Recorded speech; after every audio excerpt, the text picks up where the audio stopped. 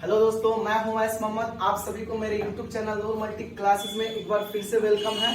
जैसा कि आप सभी को पता है कि कल मैंने आपको अपने असाइनमेंट के बारे में बताया हुआ था कि उसको कैसे परचेस करनी है। परचेस करने का एक आसान सा तरीका है कि आपको मेरे कांटेक्ट नंबर पे कॉल करनी है और कॉल करने के बाद आपको जहां भी असाइनमेंट चाहिए वो आप तक पहुंच जाएगी। ठीक है ना। कुछ लड़कों का कमेंट ये था, मैं उस कमेंट सेक्शन को बोलना चाहूंगा। कुछ लड़कों का कमेंट ये था कि सर आप इंग्लिश मीडियम में नोट्स नहीं प्रोवाइड करते हैं, या फिर कहने का मतलब कि हिंदी मीडियम में तो मैंने बताया था लेकिन मेरे को ध्यान नहीं आया तो इसलिए नहीं बता पाया। लेकिन आज आप जान लीजिए कि अगर आप 9th में है, 9 से 12 तक आप पढ़ाई कर रहे हैं और खासकर आप कॉन्सेप्ट साइंस क्लासेस द्वारा यानी कि वैस मोहम्मद सर द्वारा, तो 9th और 12th में हर एक चैप्टर का असाइनमेंट दिया जाता है, हर एक सब्जेक्ट के हर एक चैप्टर का असाइनमेंट। लेकिन अगर कहा जाए कि 11th 12th में बंदा आगे चल के एक सब्जेक्ट को देखना होता है ताकि उसमें अपना जैसे कि कोई भी टीचर एक अपना अच्छा सा उसमें बैकअप ले सके, अच्छा सा मतलब कि उसमें जानकारी हो सके। तो जैसे कि 11th 12th के लिए मैं केवल स्पेशलिस्ट मैथमेटिक्स हूँ, लेकिन आप 9th 10th जो है जैसे कि हर एक 9th 10th का असाइनमेंट फिजिक्स केमिस्ट्री बायोलॉजी ले सकते हैं। लेकिन यहाँ पे मैं एक बात और बताते चलूं कि ये जितने भी असाइनमेंट हैं आपकी दोनों लैंग्वेज में है। बाइलिंगुअल कहा जाए, बाइलिंगुअल जैसे कि एक असाइनमेंट में बाइलिंगुअल नहीं होता है, जबकि अलग अलग जैसे कहने का मतलब हिंदी का भी है और इंग्लिश का भी है, उसको हम बाइलिंगुअल कहेंगे। तो बाइलिंगुअल असाइनमेंट है आप मेरे पास, जैसे कि इंग्लिश मीडियम में भी आप पढ़ना चाहते हैं जिसको हम सीबीएसई बोर्ड कहते हैं, सीबीएसई पैटर्न। ठीक है ना। आप हिंदी मीडियम में लेना चाहते हैं तो हिंदी मीडियम में आपका बिहार बोर्ड के बीएससीबी लड़के ज्यादातर पढ़ते हैं, तो बीएससीबी के आप ले सकते हैं। हिंदी मीडियम का भी नोट्स अवेलेबल है और इंग्लिश मीडियम का भी नोट्स अवेलेबल है। आप दोनों नोट्स को आप परचेज कर सकते हैं, आप जिस भी मीडियम में पढ़ना चाहते हैं उस मीडियम में। ठीक है ना। अब मैं आपको ये बताते चलूं कि अभी के डेट में कि 10th और 12th का इस टाइम एग्जाम क्या है कि बहुत जरूरी लड़कों के लिए जरूरी है असाइनमेंट नोट्स पहुंचना, क्योंकि वो सारे लड़के जो कि कुछ नहीं पढ़े हैं या फिर कुछ पढ़े भी हैं तो उनके लिए नोट्स एकदम जरूरी है। क्योंकि जो भी चीजें हम लोग पढ़ते हैं अगर उसको टेस्ट सीरीज के तौर पर उस चीज को करें तो और ज्यादा बेहतर हमें रिजल्ट ऑब्जर्व होते हैं। ठीक है ना।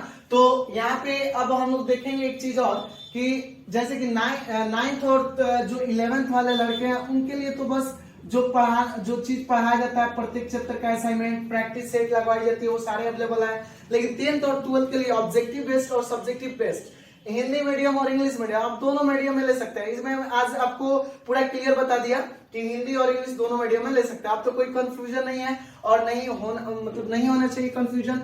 अब मैं अपने जो आप मेरे YouTube का जो थंबनेल देखा है उसके अकॉर्डिंग में बात करूंगा और आपने थंबनेल देख कर समझ भी गए होंगे कि भाई मेरे भाई कहना क्या चाहते हैं। तो मैं आपसे ये कहना ये चाह रहा हूं कि अगर आप 10th में हैं या फिर आप 12th में हैं, हिंदी का एग्जाम देना चाहते हैं, ठीक है ना, हिंदी का एग्जाम देना चाहते हैं तो हिंदी में मार्क्स को कैसे लाएंगे।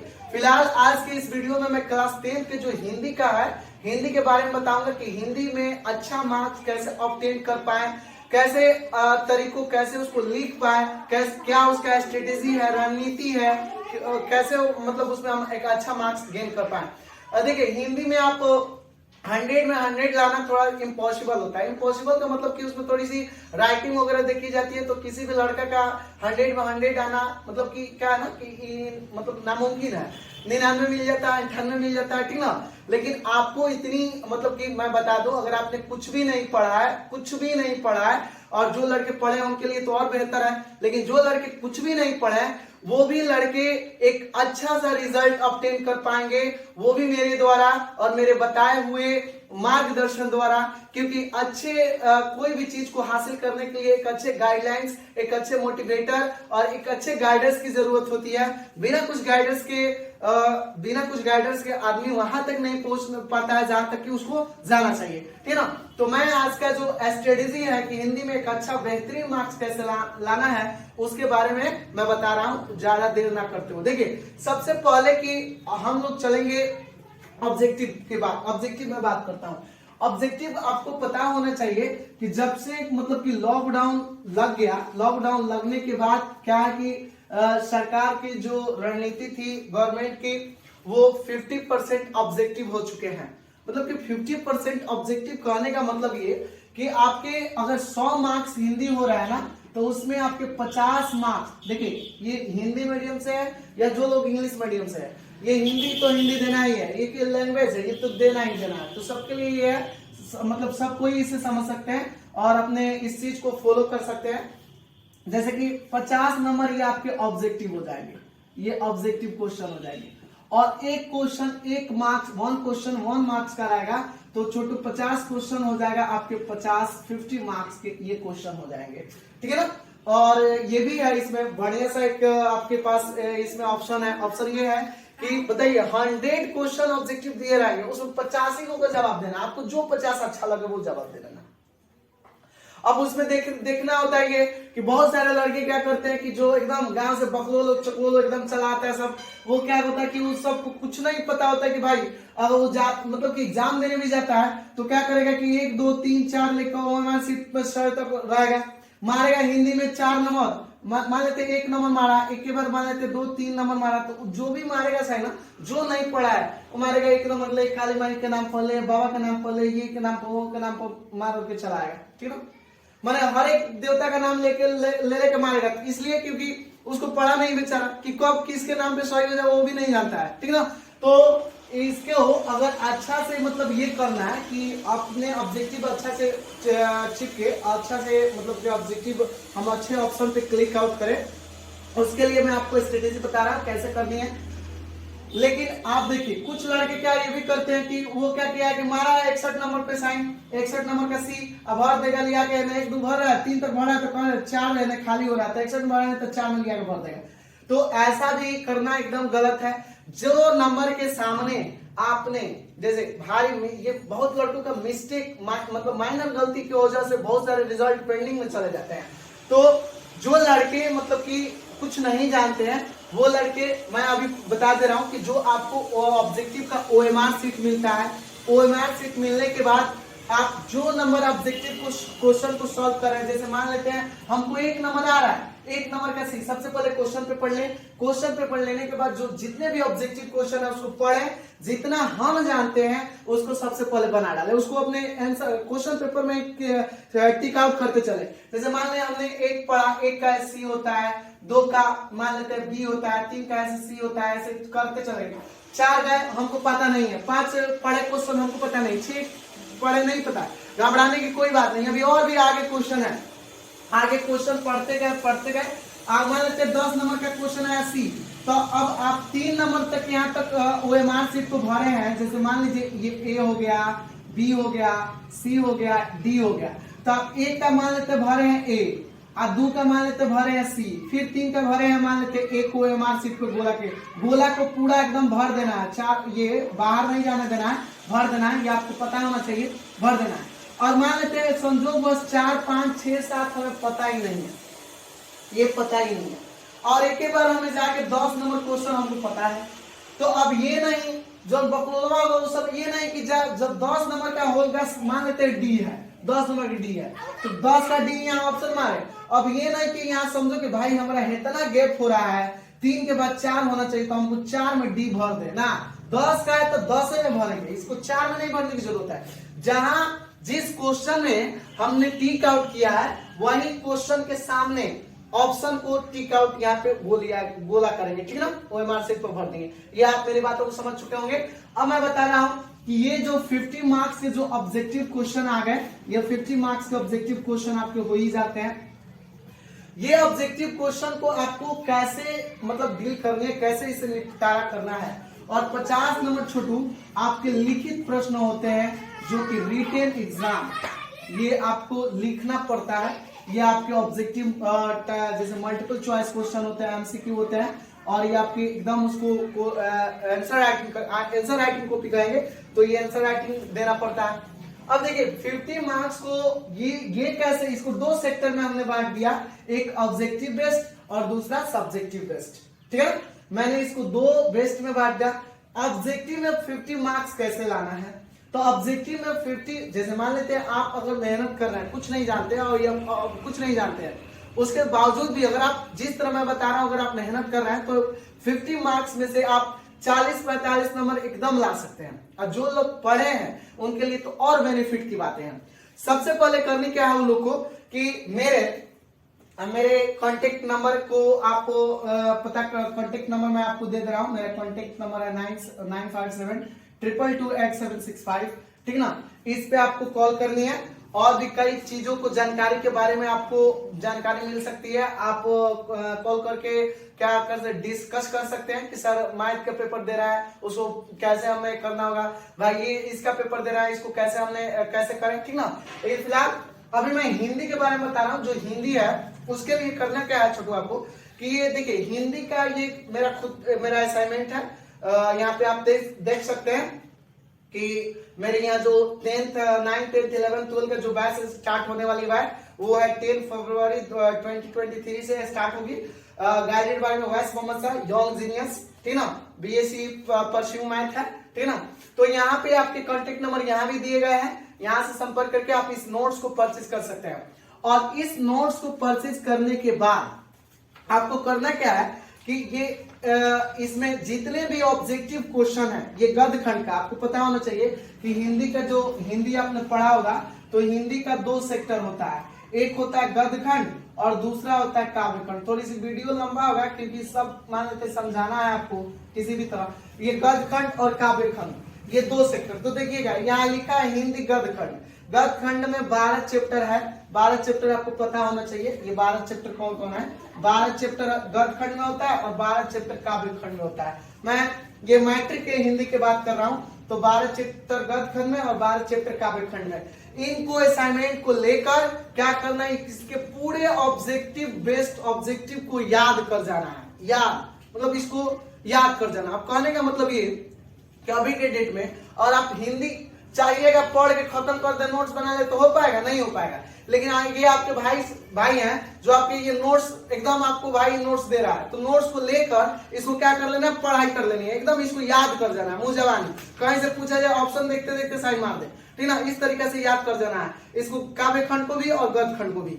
याद करने के बाद अगर आपकी ये चीजें याद हो गई, याद मतलब कि कोई चीजें याद करना नहीं, याद करने का मतलब ये नहीं कि ले ले और लेने के बाद खूब चिल्ला कर पढ़ रहा है, ऐसा कुछ नहीं। करना ये है कि डेली इस बात को देखना है। इस जो भी इसमें बातें लिखी गई हैं डेली इसको देखना है, डेली देखना है। एक चीज याद रखिएगा, एक तरीका मैं आपको बता रहा हूं, दुनिया में कोई ऐसा चीज नहीं है जिसे आप देखिए और वो आपको हासिल ना हो, ठीक ना। दुनिया का कोई भी आप चीज ले लो, आप अगर डेली उसको शिद्दत से चाहते हो, शिद्दत से देखते हो, तो वो आपको हासिल होना ही होना है। दूसरे फील्ड में ये थ्योरी को अप्लाई नहीं करना है, ठीक ना। इसको पढ़ाई तक ही अप्लाई करना है कि हाँ भाई यहीं तक, नहीं तो दूसरे जगह देखोगे कि एक चीज बार बार देखने से सर बताएं कि हासिल हो जाता है, दूसरी जगह देखना स्टार्ट करोगे तो चप्पल जूता में कमी नहीं होगी, ठीक ना। खाली मैंने फॉलो करना है किताब पे ये चीजें पढ़ाई के लिए। तो मान लो कि इस चीज को अगर हम बार बार देख रहे हैं, ऑब्जेक्टिव को डेली देख रहे हैं, खाने से पहले सोने से पहले जब भी मन देख रहा है, ये चीजें हमें दिमाग में कंठस्थ याद हो जाती है। याद करने के बाद जब आपके क्वेश्चन सामने आएंगे तो बहुत सारे ऑब्जेक्टिव को आप कर लीजिएगा। ऑब्जेक्टिव के लिए यही एकमात्र फॉर्मूला है कि आपको मेरा असाइनमेंट लेकर उस असाइनमेंट को डिटेल्स पढ़ाई करके उसको क्या कर लेनी, याद कर लेनी है, ठीक है। ऑब्जेक्टिव में एक चीज और आती है, एक चीज मैं आपको बताऊंगा, तो ये गद्य खंड और काव्य खंड के जो राइटर होते हैं, जैसे कि और गद्य की कौन सी विद्या है, जैसे मान लेते हैं जैसे कि भारत से हम क्या सीखे, एक चैप्टर है भारत से हम क्या सीखे, पूछेगा कि इसके लेखक कौन है, ठीक ना। और ये गद्य की कौन सी विद्या, भाषण है कि कहानी है कि क्या है क्या नहीं है, ये आपकी हिंदी के फर्स्ट चैप्टर में सब इंक्लूड है। उसमें आपको ये सारी चीजें याद कर जाना है क्योंकि इससे बहुत ज्यादा ऑब्जेक्टिव क्वेश्चन आते हैं, ठीक है ना। कुछ काज आपके व्याकरण के नॉलेज रखनी है, और व्याकरण की नॉलेज में मैं बता दे रहा हूँ, व्याकरण के नॉलेज के लिए जिसको मैं बता दे रहा हूँ, जैसे समास के बारे में, ठीक ना। संधि विच्छेद आपको पता होना चाहिए, संधि विच्छेद कैसे किया जाता है, ठीक ना। संधि विच्छेद के बारे में ये सारी चीजें पता होनी चाहिए कि संधि विच्छेद कैसे किया जाता है। जो व्याकरण में और भी चीजें, मुहावरे जो होते हैं, ठीक ना, मुहावरे पता होना चाहिए आपके, जैसे वर्णमाला स्वरमाला ये सब क्या होता है, ये सही चीजें पता नहीं। मैंने व्याकरण का कुछ बेसिक नोट्स, बेसिक कॉन्सेप्ट याद होनी चाहिए जिससे आप ऑब्जेक्टिव बेस्ड क्वेश्चन को अच्छे तरीके से कर पाए, ठीक ना। अगर व्याकरण आपकी वीक है तो हिंदी में 100 क्वेश्चन है, अगर 100 क्वेश्चन है तो व्याकरण हमारा वीक है तो क्या हुआ, इसको हटाओ ना। हिंदी में 100 क्वेश्चन है, 100 में आप 50 क्वेश्चन के जवाब नहीं दे सकते हैं। मान लेते हैं अगर 25 को व्याकरण है तो 25 को छोड़ कर 75 को मैं 50 को नहीं दे सकते हैं, और 75 को मैं 50 को नहीं दे सकते हैं ना, तो समझ लीजिए बहुत ही बेकार और बहुत लानत है ऐसे जिंदगी पर जो लड़के अगर 100 में 50 ऑब्जेक्टिव को मतलब कि सॉल्व नहीं कर पाते हैं। लानत है अपनी जिंदगी पर, ठीक है ना। अब देखिए मेरे भाई, यहाँ पे ये तो आपको मैंने बता दिया कि भाई ऑब्जेक्टिव बेस्ड ऐसे क्वेश्चन कर लेंगे हैं। ऑब्जेक्टिव बेस्ड करने के बाद आती है आपके सब्जेक्टिव बेस्ड करने का, कैसे सब्जेक्टिव करने के लिए राइटिंग वगैरह ठीक ठाक होना चाहिए, साफ सुथरा होना चाहिए, चेबड़ा वगैरह नहीं होना चाहिए। राइटिंग मतलब एकदम साफ सुथरा, HD क्वालिटी जिसको कहते हैं, 1080 उसके ऊपर भी होता है, लेकिन अब 1080 पर रखेगा तो काम चल जाएगा, ठीक है ना। मैंने राइटिंग एकदम साफ सुथरा रखना है। अब देखो छोटू, सब्जेक्टिव को करने के लिए आपको एक बेस्ट तरीका मैं बता रहा हूँ, बेस्ट तरीका, बिना कुछ किए बिना कुछ पढ़े आप एक अच्छा सा मार्क्स ला सकते हैं। वो कैसे, देखिए सब्जेक्टिव में हिंदी का जो पोर्शन होता है वो एक क्वेश्चन, ये जो आप 2022 यानी कि 2022 के जो क्वेश्चन आपके जो पूछे गए हैं हिंदी में, ये देखिए छोटू, ये क्वेश्चन बैंक है। और ये जो भी मैट्रिक और 12th के लड़के जो होते हैं उनके लिए ये होना चाहिए। जो क्लास 12 के हिंदी के बारे में, उसके भी बारे में मैं स्पेशलिस्ट वीडियो बनाऊंगा। ये खाली अभी 10th के बारे में हिंदी के लिए है। हिंदी फर्स्ट नंबर पर है छोटू, यहाँ देख सकते हैं। ये सब लड़कों के पास होनी चाहिए। तो हिंदी में आप, हिंदी में जो देख रहे हैं आप 2022 का मैं निकाल रहा हूँ करेंट वाला, जो करंट वाला है उसको मैं निकाल रहा हूँ। यहाँ देखिएगा, यहाँ पे आप हिंदी देख लीजिए 2022 फर्स्ट सीटिंग या सेकंड सीटिंग कोई ले लीजिए।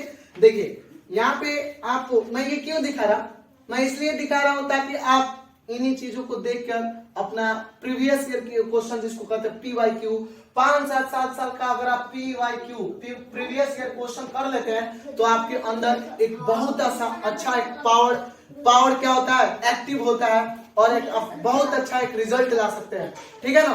बहुत चुपचाप रहो, चुपचाप। देखिए अब यहाँ पे एक चीज और है कि जैसे कि फर्स्ट सीटिंग में ये आपके ऑब्जेक्टिव बेस्ड है, ऑब्जेक्टिव तो कर लीजिएगा। सब्जेक्टिव में मैं बात कर रहा हूँ, देखिए आपके दो अपठित गद्यांश आते हैं, आप कुछ भी नहीं पढ़े एकदम बकलोल है तब आप ला सकते हैं। 2 गद्यांश पढ़िएगा, एक गद्यांश 10 नंबर का होता है, फिर दूसरा भी गद्यांश 10 नंबर का होता है, 20 नंबर तो नहीं ला लिया। उसको पढ़ना है और उसी में आंसर दे देना है, उसको पढ़ना है और उसी में आंसर दे देना है। इसमें देखिए गद्यांश है, उसका पढ़ना, उसका आंसर दे देना है। एक चीज इसमें एक बात आती है जिसका नाम पड़ता है शीर्षक, कहानी लिख देता है और कहता है लड़का सबसे बताओ एक शीर्षक कौन होगा, शीर्षक का नाम क्या होगा। आप जानते हो कि जैसे देख लो हम लोग जैसे देखते हैं कई ऐसे फिल्म देखते हो, फिल्म का कई ऐसे नाम आपने सुना होगा, दिलवाले दुल्हनिया ले जाएंगे, कई ऐसे नाम है, कई ऐसे फिल्म का नाम है आपने सुना होगा ना।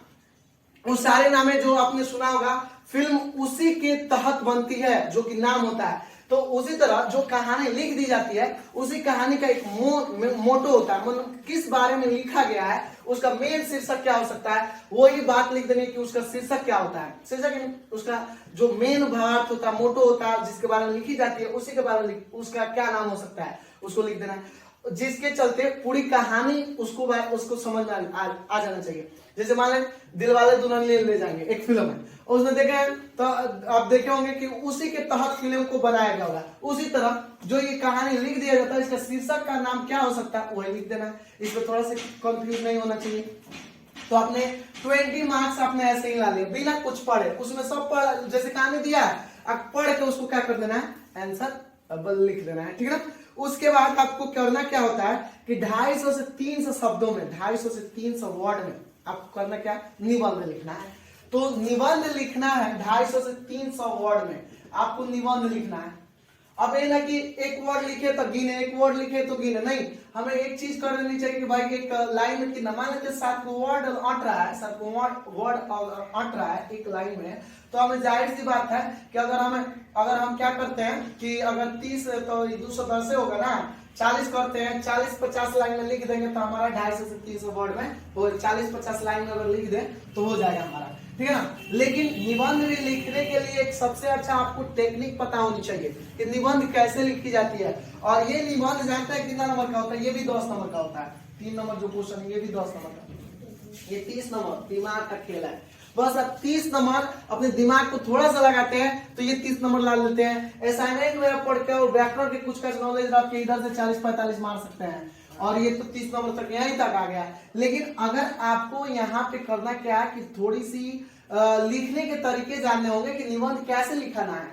निबंध लिखने जब भी आप देखिएगा कोई निबंध दिया रहता है ना, तो उसमें निबंध देते वक्त कई ऐसे पॉइंट दिया रहता है। जैसे मान लेते बेरोजगारी, एक मान लेते हम टॉपिक आपको छोटू बता रहे हैं, जैसे कि बेरोजगारी पर निबंध लिखना है। जैसे कि देख रहे हैं ना, बेरोजगारी, बेरोजगारी किस तरह बढ़ती जा रही है, तो बेरोजगारी। अब यहाँ पे एक पॉइंट बनाया होगा ए में, जैसे कि कोई क्वेश्चन 5 होगा, जो आपको अच्छा लगेगा वो लिखिए, लेकिन ए गो में कोई ऐसे पॉइंट बना होगा 4 को 5 को लिखेगा बेरोजगारी से समाज पे क्या प्रभाव पड़ रहा है, बेरोजगारी क्या है, बेरोजगारी का इंपॉर्टेंस बताइए, बेरोजगारी क्यों बढ़ रहा है ना। ये जैसे कि कई ऐसे टॉपिक्स बनाए होंगे, उन सभी एक एक टॉपिक के बारे में बैलेंस कर करके लिखनी होती है। अब ये नहीं कि बेरोजगारी क्या है उसमें धागे 200 वर्ड लिख दिया, ऐसा नहीं।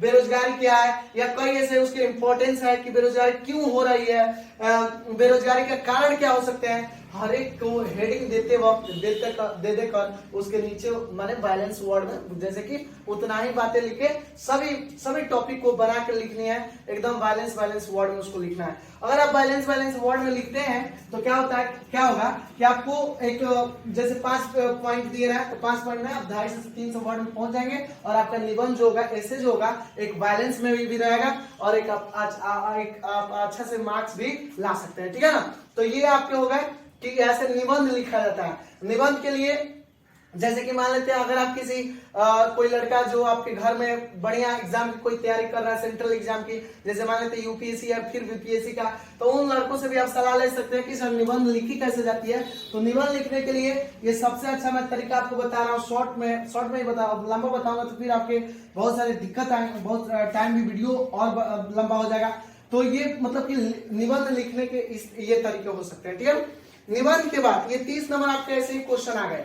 उसके बाद आपको करना क्या है, करना यह है कि 5 नंबर में आपके और भी जो क्वेश्चन आपको पूछे जाएंगे, जो क्वेश्चन पूछे जाएंगे 4 नंबर, मान लेते हैं 4 नंबर क्वेश्चन पूछे जाएंगे जो कि हिंदी से पूछे जाएंगे, और वो हिंदी से क्वेश्चन आपके क्या कितने नंबर, जैसे मान लेते हैं वो 10 नंबर का क्वेश्चन रहेगा, एक क्वेश्चन 2 नंबर, 5 क्वेश्चन का जवाब देना है।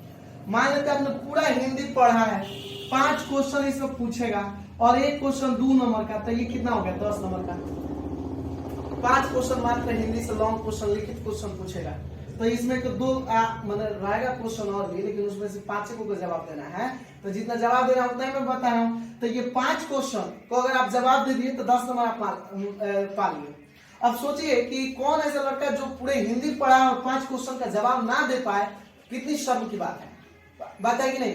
तो ये 5 क्वेश्चन का जवाब देना है, आपके कितने नंबर हो गए, 40 नंबर ये हो गए। उसके बाद आपके करना क्या है, उसके बाद आपके जो और भी क्वेश्चन आते हैं वो क्वेश्चन कैसे आ सकते हैं वो देखिए।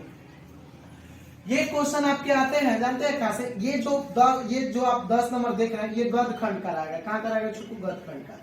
5 नंबर आपको पत्र लेखन आना चाहिए, पत्र लेखन अगर आप लिखना जानते हैं तो 5 नंबर यहां से कर लिए, 45 नंबर। और 5 नंबर आपकी काव्य खंड से आता है, काव्य खंड, जिसको हिंदी में अभी मैंने बताया 2 सेक्टर, एक काव्य खंड। काव्य खंड में क्वेश्चन ऐसे आ सकते हैं जैसे कि मान लेते हैं एक कोई पंक्ति दे दिया, जैसे राम नाम बिनु विरथे जगी जन्मा, जो न दुख में दुख नहीं माने, और तरह तरह के पंक्ति दे दिया, और देने के बाद कहा इसका भावार्थ समझाइए, तो उसे भावार्थ को समझा देंगे, 5 नंबर मिल गया।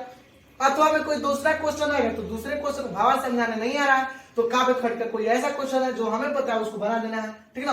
मतलब कि ये आपके 100 नंबर ऐसे लाने के ये तरीके हैं, ऐसे 100 नंबर आएंगे। यानी कि सब्जेक्टिव में देखा जाए तो सब्जेक्टिव में बिना पढ़े आप यहाँ पे देखिए 10 10 20 हो गया, 20 10 30 और 30 5 35 नंबर बिना पढ़े, 35 में 9 से तो 30 नंबर मिलेगा ना जी, 30 नंबर आपका है, ये कोई छीन नहीं सकता है 30 नंबर। 30 नंबर आपको, बस इसको अगर थोड़ा सा प्रैक्टिस और कमांड कर लेंगे तो 35 में 35 भी आ सकता है। और ये 15 नंबर लावा गुली का क्वेश्चन, ये 5 को पूछेगा गद्य खंड से और 5 नंबर का पूछेगा आपका काव्य खंड से, मैंने 5 नंबर का काव्य खंड से और 10 नंबर का गद्य खंड से, पूरा हिंदी इतना मोटा है, उसमें से 10 नंबर का क्वेश्चन पूछेगा, ये 5 नंबर। ठीक ना। तो काव्य खंड का बता देना है, क्या पंक्ति दिया रहेगा उसका भाव समझा देना है। यहाँ पे क्या उसका क्वेश्चन दिया है, जैसे मान लेते हैं खोखा कौन था ना, ऐसे ऐसे क्वेश्चन आता है, ठीक ना। हजारी प्रसाद द्विवेदी के बारे में टिप्पणी लिखिए, कहीं ऐसे कुछ थोड़ा शॉर्ट में टिप्पणी लिखिए, ऐसे करके क्वेश्चन आएगा, नहीं लिख दीजिएगा। मैक्स मूलर कहाँ कराने वाले थे, इस तरह से क्वेश्चन आएगा। नाखून क्यों पड़ते, इससे लोगों का क्या अभिप्राय है, इस तरह क्वेश्चन आएगा हिंदी में, ठीक है ना। तो इन सब को बता देना है। व्याकरण में अगर आपके पास थोड़ा सा भी नॉलेज है ना, तो आप ऑब्जेक्टिव के लिए कर सकते हो। वो भी नहीं है आपके पास उतनी नॉलेज, तो आप हिंदी, इतने क्वेश्चन बढ़ा दिए गए हैं कि आप हिंदी को ही आप ऑब्जेक्टिव पढ़ के जवाब को दे सकते हैं, ठीक है ना। तो एक बार मैं बता दे रहा हूं कि ऑब्जेक्टिव को आपको ये असाइनमेंट लेकर याद कर जानी है, असाइनमेंट मंगवा लेनी है।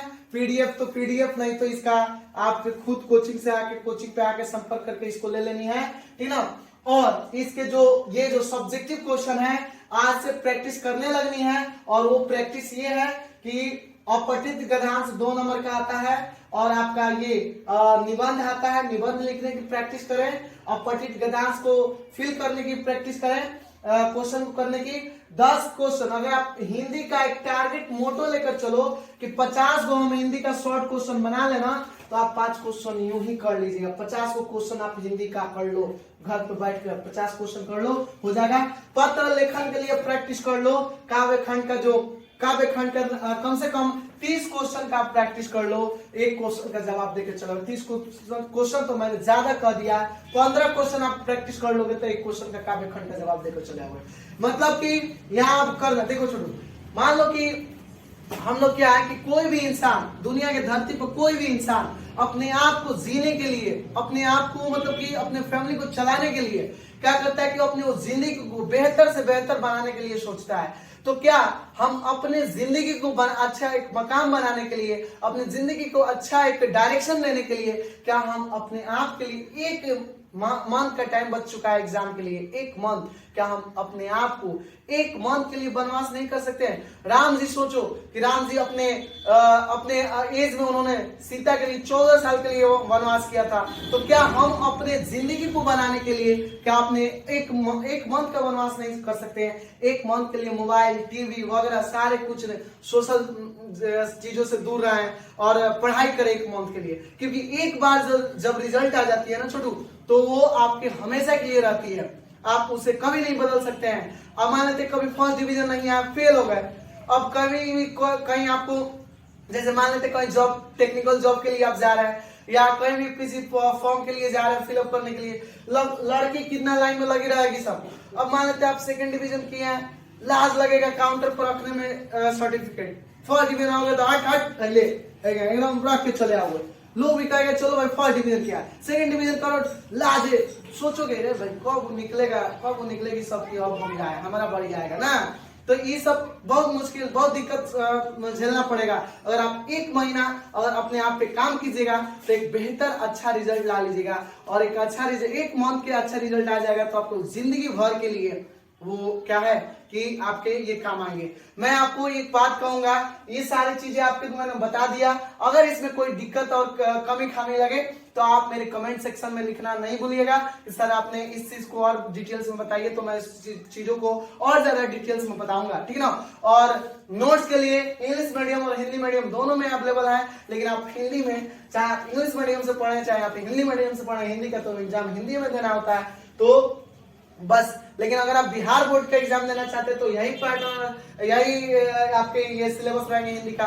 लेकिन अगर आप सीबीएसई बोर्ड से जा रहे हैं तो सीबीएसई बोर्ड के जो हो गया उन हिंदी का सिलेबस अलग होगा। तो लेकिन अगर आप बिहार बोर्ड से पढ़ रहे हैं, हिंदी आप और भी पेपर इंग्लिश से दिए हैं, और लेकिन हिंदी को हिंदी में देना पड़ेगा। बिहार बोर्ड हिंदी से है, कोई लड़का हिंदी से, तो बाकी सब हिंदी में दिया तो इसको भी हिंदी में देना पड़ेगा, ठीक है ना। तो ये चीजें आप याद रखिएगा। और एक चीज मैं बता देना चाहता हूँ कि देखिए भाई, वक्त और जो ये समय है ये आपका है, या तो किसी के व्हाट्सएप स्टेटस को देखने में गुजार दीजिए, या फिर खुद का एक अपना स्टेटस बनाने में गुजार दीजिए। बाकी सब चीजें तो आप मेरे बातों को आप समझ रहे हैं। तो अगर इसमें भी कहीं आपको डाउट हो, दिक्कत महसूस हो, तो आप बेहिचक मेरे से पूछनी है। लेकिन आप छोटू करना क्या है, घर पे बैठ के ऑब्जेक्टिव बेस्ड याद करनी है, अपठित गद्यांश को भरना है, निबंध लिखने के बारे में जानना, सारी चीजों को डिटेल्स में जानना है। तो दोस्तों आज के लिए इतना ही, फिर मिलते हैं आपको नेक्स्ट वीडियो में। That's all, thank you.